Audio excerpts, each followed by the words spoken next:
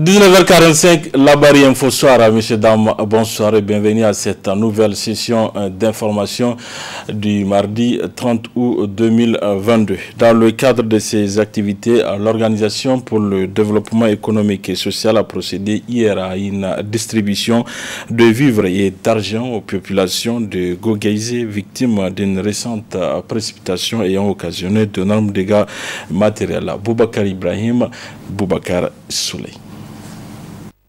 Il s'est agi pour l'Organisation pour le développement économique et social ODES à travers cette assistance portée à l'endroit des habitants du village de Gogaïsé de répondre à une des missions qu'elle s'est assignée.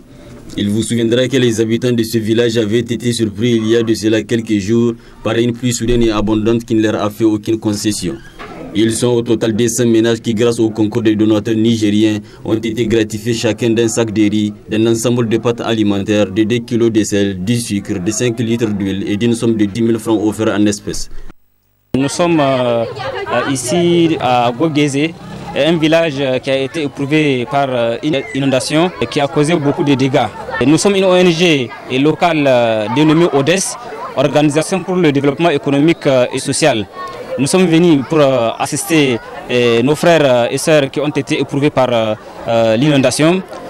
Nous avons apporté une aide d'argent, une somme de 2 millions qui est une zakat qu'un frère nigérien nous a donné pour pouvoir distribuer aux nécessités. Et l'ONG a jugé vraiment opportun d'amener ça à ces sinistrés.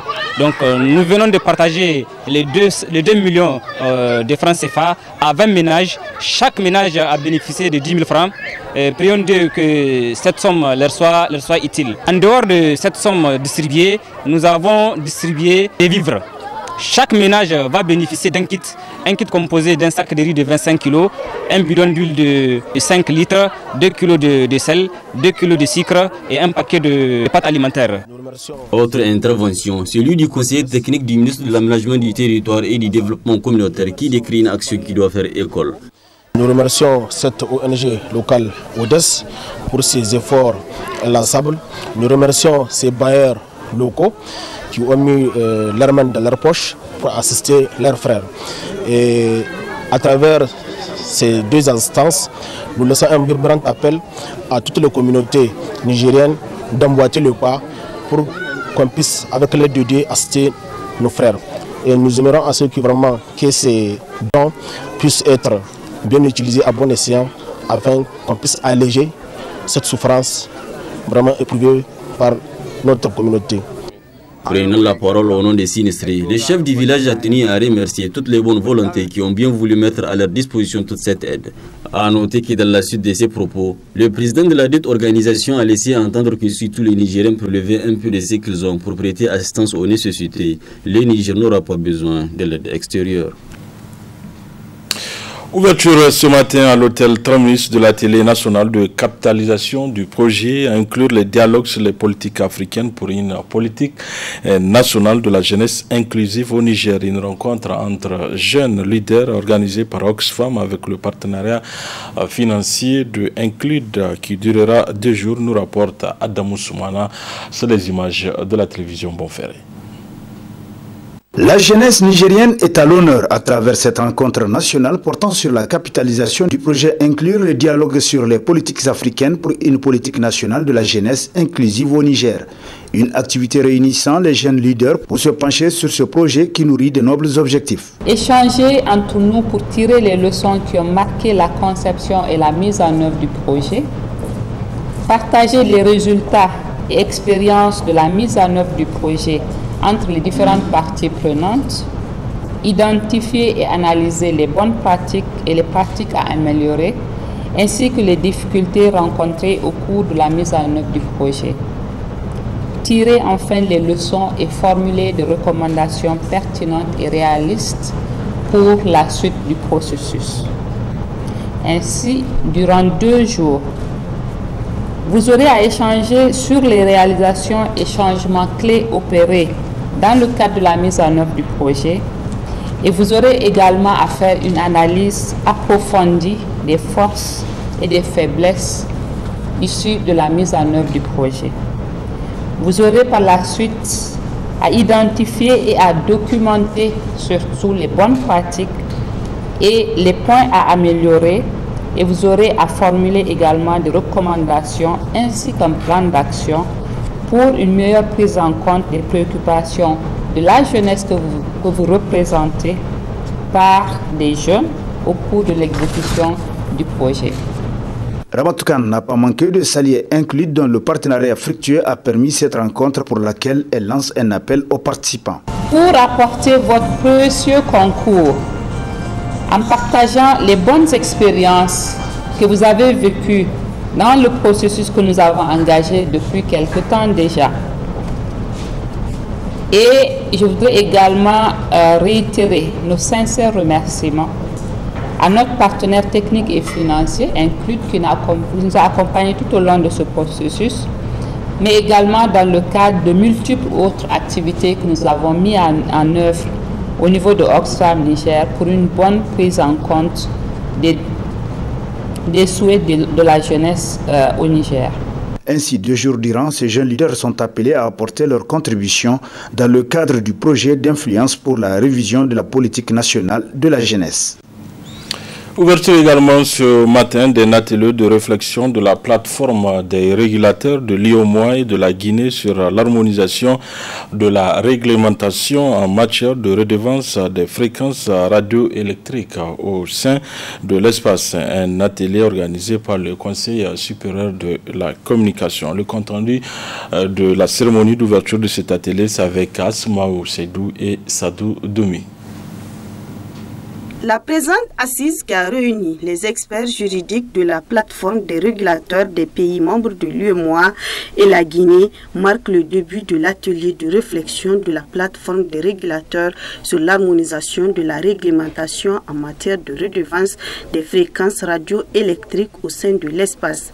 Une initiative appréciée par Oxfam, partenaire phare du Conseil supérieur de la communication.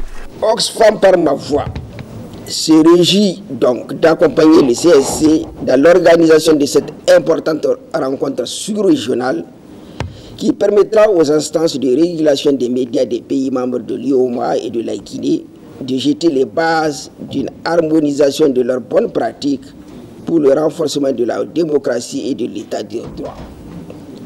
Nous sommes convaincus que le partenariat et le réseautage renforcé contribueront à obtenir des résultats concrets au niveau de la réglementation des médias dans nos pays.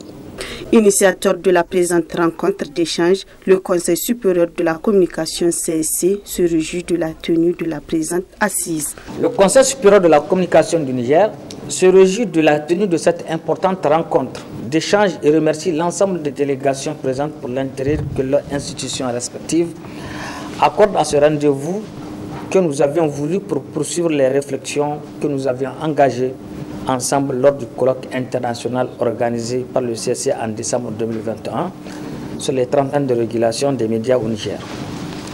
Il vous souviendra que dans la feuille de route que nous avions adoptée à la même occasion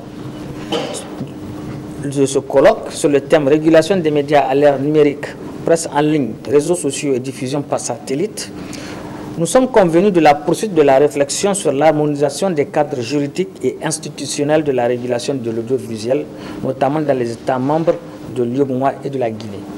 Mener de profondes réflexions en vue d'harmoniser les législations en matière de redevance des fréquences radioélectriques au sein de la plateforme des régulateurs de l'UEMOA et de la Guinée, c'est l'objectif que vise la présente rencontre qui s'inscrit dans le cadre de la définition d'une feuille de route. La réglementation sur les redevances audiovisuelles connaît des fortunes diverses dans nos pays.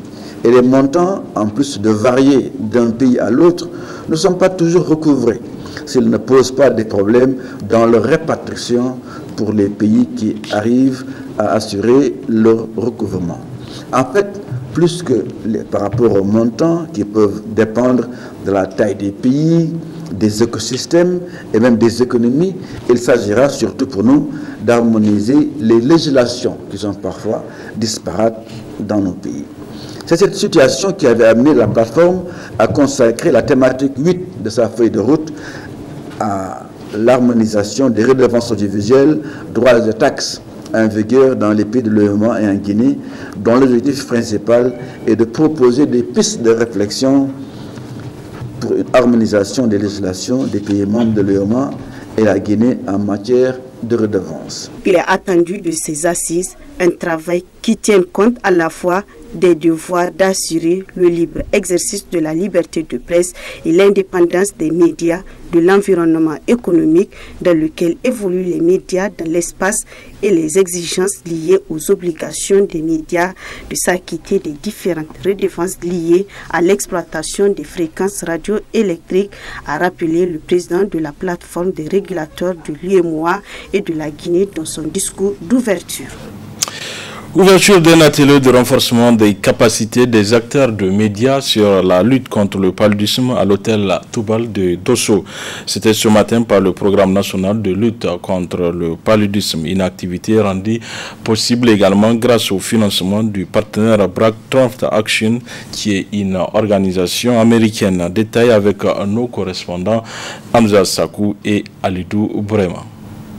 Outiller davantage les journalistes sur la prévention et la prise en charge du paludisme. C'est ce qui a réuni ces hommes de médias dans la cité de Charmakoy.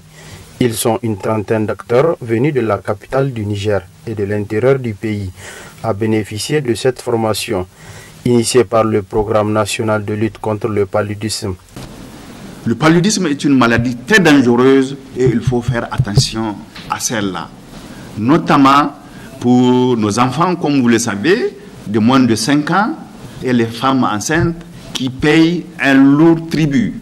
Et donc, vraiment, nous devons faire des efforts pour améliorer leur santé.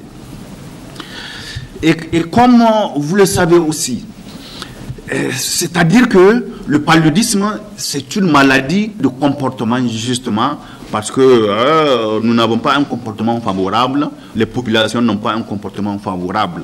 D'où vraiment tout le problème qui se trouve à ce niveau-là. C'est un problème entier. Et j'avoue que nous sommes très contents de commencer cet atelier avec vous pour 2 jours, pour un peu vous décliner l'ampleur de la maladie au niveau de notre pays. Et donc, du coup, vous allez apercevoir effectivement les enjeux et les défis qui nous restent à relever pour vraiment, un temps soit peu, améliorer la santé de la population. Pour le coordinateur adjoint du programme national de lutte contre le paludisme, toutes les composantes de la société ont un rôle à jouer dans cette lutte. Les médias également. Ce que nous attendons de vous, les journalistes, je vous dis que moi je suis très réconforté, je suis très content aujourd'hui d'être avec vous. C'est que au sortir de cet atelier, que vous soyez à mesure vraiment d'entrevoir l'ampleur de cette maladie. Et donc les dispositions à prendre pour un temps soit peu la prévenir. Et quand malheureusement elle arrive, il faut que nous arrivions à pondérer un peu les conséquences de cette maladie. J'ose espérer que vraiment au sortir de cet atelier, que vous ayez bien compris la problématique et de la relayer à qui de droit, notamment pour nos communautés qui, comme vous le savez, le paludisme c'est surtout dans les campagnes où ça sévit, avec acuité, et donc avec les messages que vous allez relayer là-bas au niveau des campagnes, des hameaux de culture, ça va certainement aider la population à se prémunir et être protégée contre le paludisme. Ces exercices de 48 heures permettront aux participants de bien cerner cette question afin de mieux sensibiliser la population sur cette maladie qui tue des milliers de personnes chaque année à travers le monde. Le volet reportage de cette édition traite de l'abondance des fruits en cette période dans les différents marchés, voire les acteurs de la capitale des fruits dont la commercialisation occupe nombreux jeunes Nigériens qui tirent leur épingle du jeu. Le reportage est signé par notre stagiaire de l'IFTIC Aminatou Issifou sur les images de Boubacar Souley. Dans des brouettes ou étalés ici et là à travers pratiquement toute la ville de Niamey, les fruits se vendent comme des petits pains. Ce petit commerce exercé généralement par des jeunes hommes, lesquels affirment trouver leur compte en joignant les deux bouts. Je n'ai pas duré dans cette activité, disons que j'ai un an seulement. Par ce temps, on ne réalise pas d'importants bénéfices car nous achetons les 5 à 200 pour revendre l'unité à 50 francs. Et les clients trouvent que c'est cher. Je vends des fruits. Je prends ces fruits à 4 euros. Cela fait 4 ans que j'exerce ce commerce. Les prix varient selon les situations. Mais Dieu merci. Il faut le reconnaître que ces fruits exotiques sont non seulement disponibles, mais aussi à la portée de toutes les bourses. C'est bon à goûter et puis du point de vue nutritif, c'est aussi nutritif pour l'organisme. Et puis ce sont des fruits qui sont saisonniers. Donc si la saison passe, il est difficile de les trouver. Les prix, il y a pour 100 francs, il y a pour 150, il y a pour 200, il y a pour 250. Du point de vue économique, c'est un peu cher. C'est un peu cher parce que pour 100 francs, là, la majorité comprend, c'est pas sucré. C'est pas sucré. Donc c'est comme s'ils font exprès de trouver ceux qui sont un peu mûrs là pour les donner des prix de 200 ou 250.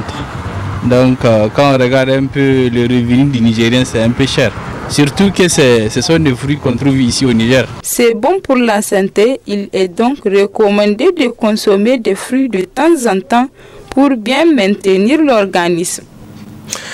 Du sport dans cette édition, fin le week-end écoulé de l'édition 2022 du championnat national du football féminin senior. Au finish, ce sont les joueuses de l'AS Garde nationale qui ont été sacrées championnes du Niger. Le compte rendu avec Ibrahim Tikire et Alidou Brema.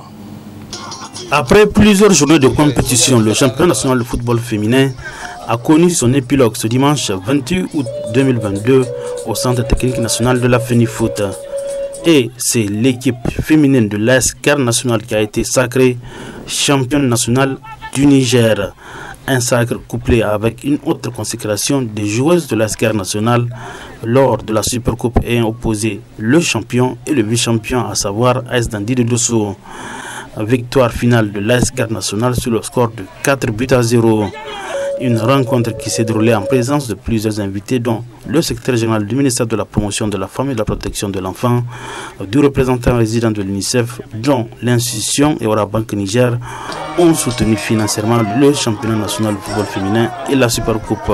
Le sport peut aider les filles comme les garçons à devenir des participants actifs dans la prise de décision et à exprimer librement leur propre opinion et à développer leur estime de soi et acquérir des compétences de base essentielles telles que la résolution des conflits et de la communication. C'est la raison pour laquelle l'UNICEF s'est associé à la FENIFOOT dans l'organisation de ces tournois, tout en tirant parti de l'engouement mondial de plus en plus autour du football féminin. Notre présence ici témoigne de notre volonté d'accompagner la jeunesse nigérienne et plus particulièrement la gente féminine, à laquelle nous accordons une importance capitale, que ce soit au niveau local et au niveau de notre groupe. Le JAR est un des points sur lesquels nous apportons une importance particulière. Donc on s'est régalé aujourd'hui en voyant des jeunes filles se battre sur le terrain. C'était vraiment une compétition agréable et donc nous encourageons et nous informons la FENIFOOT que nous serons toujours à leur côté. Pendant une semaine, donc 5 équipes donc, de 5 régions donc, du pays, à savoir la région d'Agadez avec l'Intapi, Maradi avec Wombe Football Club, Zander avec Nassara Al-Ali, Niamey avec la Cigar et Dosso avec National Dundee. Pendant une semaine, effectivement, ces jeunes dames se sont affrontées et donc pour effectivement être championne du Niger. Au sortir, nous avons effectivement une équipe, et donc celle de la CAN nationale, qui vient de remporter donc, la championnat national football féminin et la Super Coupe qui a été mise en jeu par la fédération. Et donc il est lieu ici effectivement donc, de remercier nos partenaires, donc, parmi les premiers donc, compétiteurs, donc l'UNICEF qui nous accompagne pendant plus de 4 ans maintenant dans le championnat national de football féminin. Nous avons arrêté un nouveau partenaire qui est Ora Bank Niger, effectivement, qui vient de nous accompagner aussi donc, pour ce championnat. Et maintenant, nous sollicitons effectivement et donc, certains partenaires peut-être qui vont emboîter le pas et donc, à ce football féminin qui est en train de démarrer comme nous voulons. Au chapitre des récompenses, des prix en espèces et en nature ont été attribués aux champions, aux vice-champions et à toutes les équipes participantes. En plus de la Coupe UNICEF et des médailles, les championnes du football féminin ont reçu une enveloppe de 300 000 francs CFA, tandis que les joueuses de l'AS Dandy se sont contentées des médailles d'argent et d'une enveloppe de 150 000 francs CFA. Quant à la Super Coupe, ce sont encore les filles de l'AS Garde nationale qui ont remporté le trophée et une enveloppe de 200 000 francs CFA. Et les finalistes malheureuses de l'AS Dandy se sont contentées d'une enveloppe de 100 000 francs CFA. Tout est bien qui finit bien à la grande satisfaction des joueuses et des spectateurs. Je félicite toutes les filles. Je leur demande de venir jouer, de venir vraiment, le sport c'est très important. Elles n'ont qu'à venir. Il ne faut pas suivre parce que j'ai vu quand elles sont en train de jouer, maintenant 1 an, 3 ans, vous allez voir, elles ne vont pas revenir. Et c'est pas bon. Dans les autres pays, non, tu as 2, 3 maternités, c'est en ce moment que tu continues à jouer. Vraiment, je les félicite, les filles de la garde, et je suis avec elles. Rendez-vous est pris la saison prochaine avec d'autres innovations pour la vulgarisation du football féminin au Niger. Voilà, messieurs, dames, c'est tout pour ces 19h45 de la télévision Lavari. Merci à vous de l'avoir suivi. Au revoir.